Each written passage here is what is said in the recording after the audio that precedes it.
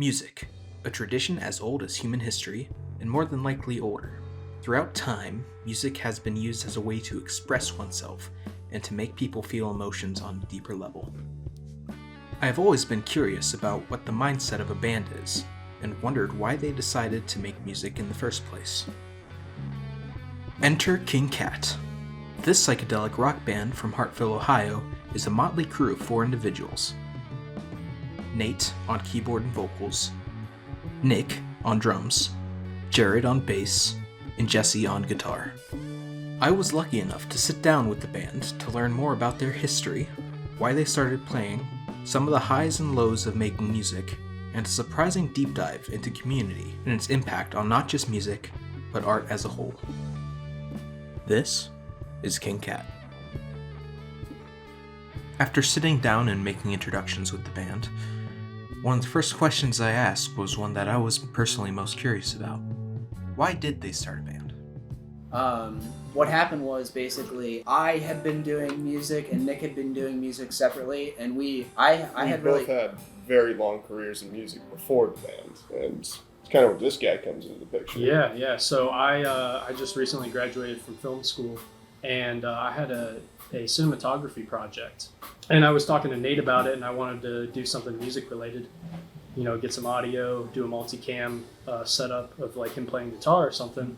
And I thought, why not ask Nick if he wanted to do a jam with Nate?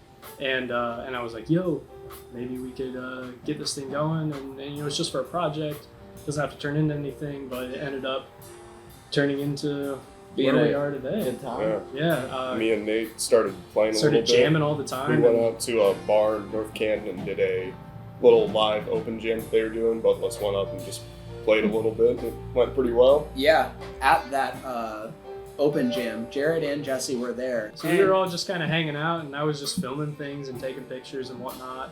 And then Nate was like, well, I have an extra bass and an amp. If you want to jam with us, I can teach you like a key. And we threw it all together one night, and then we just started jamming all the time. And then there was a night after that. Yeah, that's what where the 4 of us were all at a party. And we were sitting around a picnic table at one point, and we knew Jesse played guitar, and I just threw out the idea, hey, why don't you come play with us one night and just see what happens.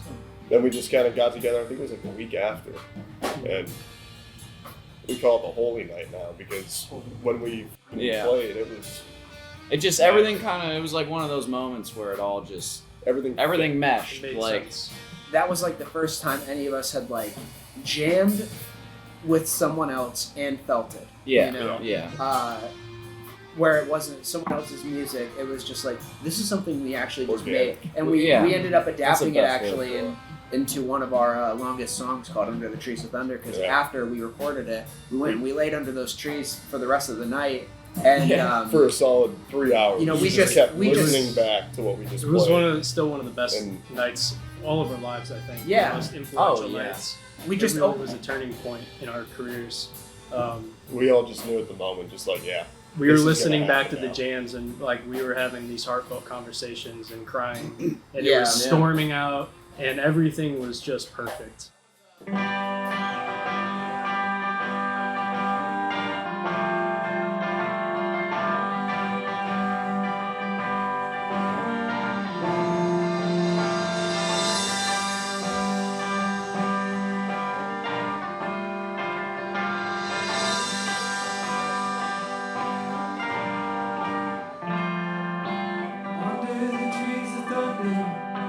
I saw the light, the way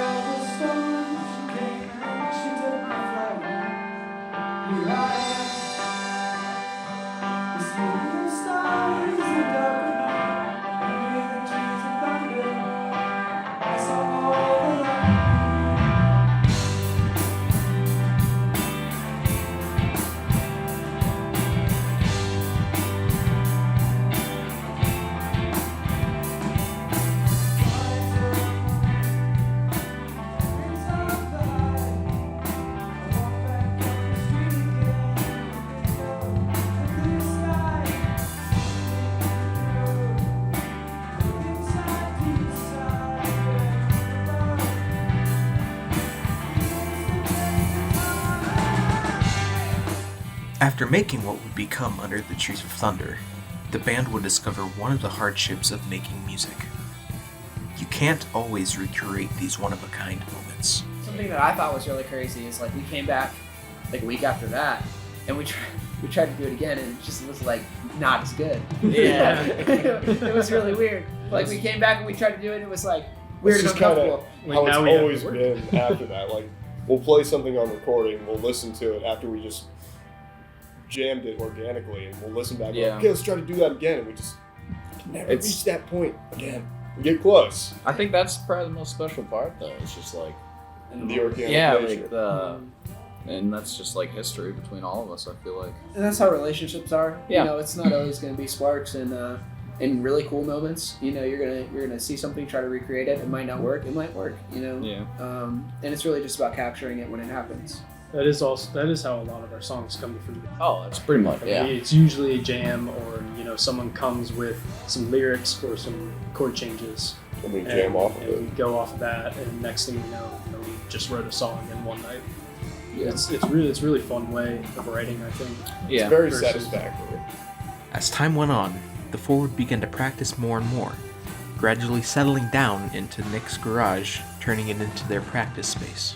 Before that point, I mean, this whole garage didn't look like this Oh, nothing at all. Yeah. This Nothing- used to be none of this was nothing in. but a workshop to work on And- vehicles, Yeah. tools, and all kinds of other crap. There were snowmobiles parked in here, tractors. There was a bobcat in here at one point, and so it's slowly but surely morphed into a music space. Yeah, and now that we own all this gear and we've been using it for so long, it's kind of crazy that the first concert we did, we brought the sound system.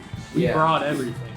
So it was like this crazy moment where we're pulling up to this place. It's called Jenks. It's in Cuyahoga Falls. It's a really cool place. And it's a really, really cool little art gallery, winery. They just do all kinds They've of got stuff. a bunch of vintage stuff, old books, like you can find vinyl, anything you want. anything you want. So, mind you, we came in here with all of this crazy gear that we had collected over Just a doing it for year free. or so, maybe. As an opener. As an Behind- opener, We yeah. took and we're like, pretty much bringing everything our behind system. us as an opener, which is stupid. Yeah, we It didn't was really crazy. know at the time that wasn't really kosher. Well, Not like, at all.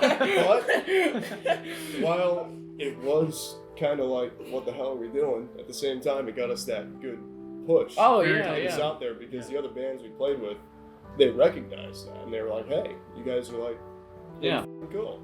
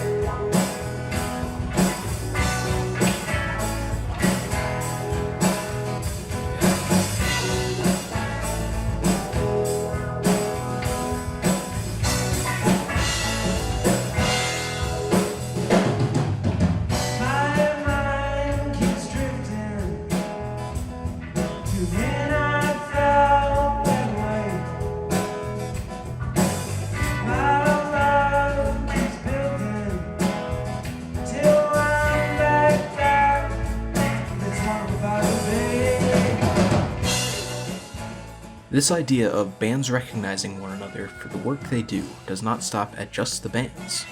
In the Hartville-Canton area, there's a big push for collaborative work between artists, with Nick saying the situation is that of, I scratch your back, you scratch mine.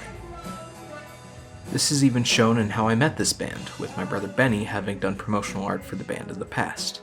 Nate went on to talk about how the longer they were in King Cat, the more familial the art and music scene in Ohio became. So I, in 2018, I went to this place where they host music festivals. It's called Ledges, and I met your brother Benny. And then I went to another festival that summer in 2018, and I met this guy named Jan. And him and his friend group were very, I spent so much time over there with them, and we really made a connection that weekend. And like I said earlier, when we went to the place and we decided we were going to be named King Cat, the booker I was talking to goes, I want you guys to open up for this band called Camel Butter.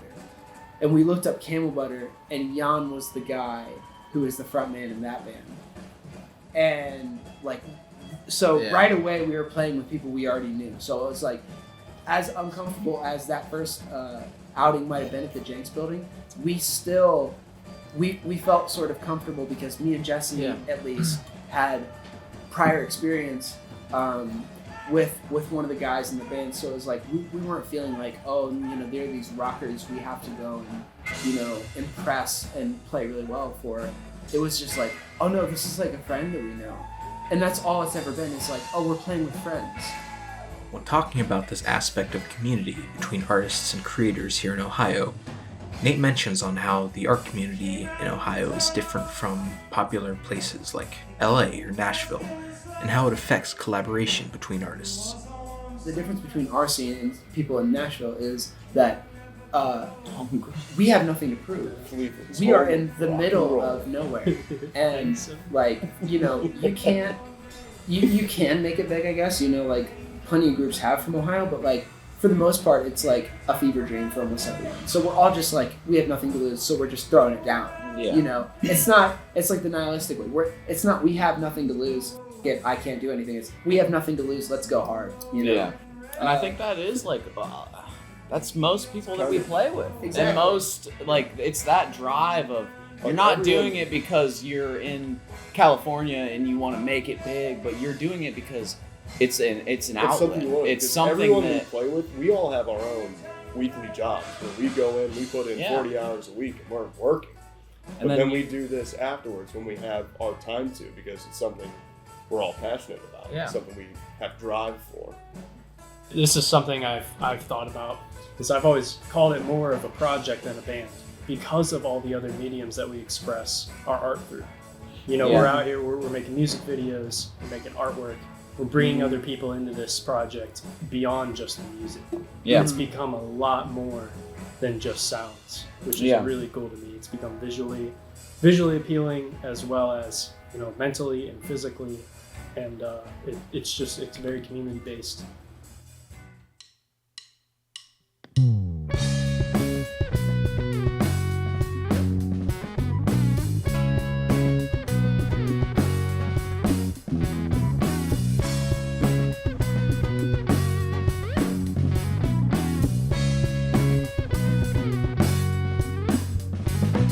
The same old path I've always known, take the wrong way to get me home. Past a steel farm where the trees grow, in search of the man who sought of gold.